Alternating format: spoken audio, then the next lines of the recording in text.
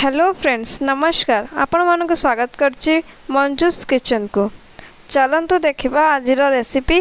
आज मो मम्मी बनैछंती जह्नी चोपारे तैयारी चटनी। चलंतु आरंभ करबा आजिर रेसिपी।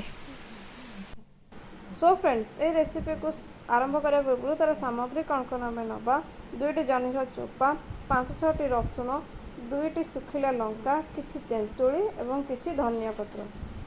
तो फ्रेंड्स चलंतु स्टार्ट करबा आजिर रेसिपी।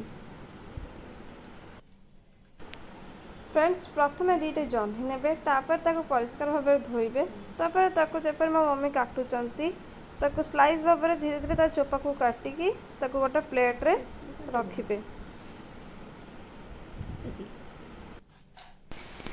एबे देखि पारुथिबे सब जह्नी चोपा मम्मी काटिकी प्लेट रे सजेकी रखि देचंती। तापर कोन करिवे ना गैस ऑन करिके गोटे पैन बसैबे।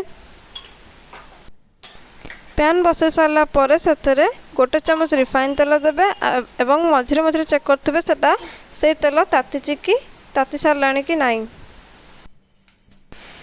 तेल ताती सारिबा परे सेतरे किछि जीरा पक्के ताको भाजी नेबे। तापर किछि सुखिला लंका तापर किछि रसुण सब सामग्री पकई सारा पर ताको भल भाव 5 ରୁ 10 मिनट भाजिबे।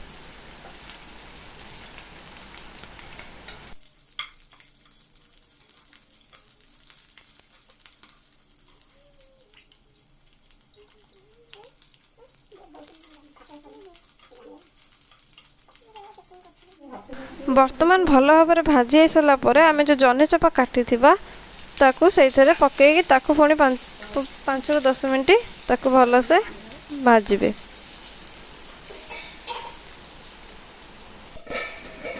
ताकू भाजी सारिबा परे तापर ढांकुणी देके ताकू घोड़े देबे जा फल कि जह्नी चोपारे थिबा सब पानी अंश तार सुखी जिवो एवं जह्नीटी नरम हो जिवो।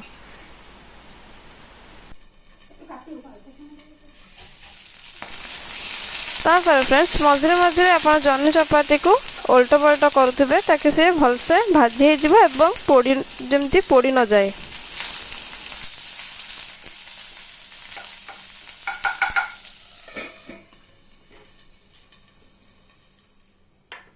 यहीपर भाव 5 ରୁ 7 मिनट जाए ताकू भल भाव भाजी नेबे।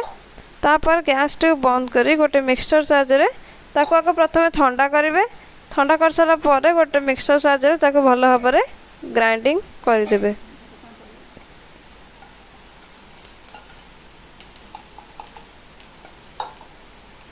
देखि पारुथिबे मम्मी को भली भाव मिक्सचर रखुचंती ग्राइंडिंग पई।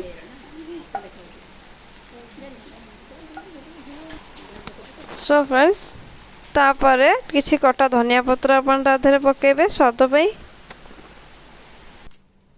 धनिया पत्र पकई सारिबा परे तादरे तेंतुली पानी अपन जो प्रथम चकुड़ी के रखिदिबे से पानी को पकेबे मिक्सचर रे। तापर आवश्यकता अनुसार आपण लूण पकेबे। लूण पकेके ताको भल भाव ग्राइंडिंग करदेबे। तो सांग माने देखंतु प्रस्तुत हो गला हमर जह्नी चोपारे तैयारी चटनी।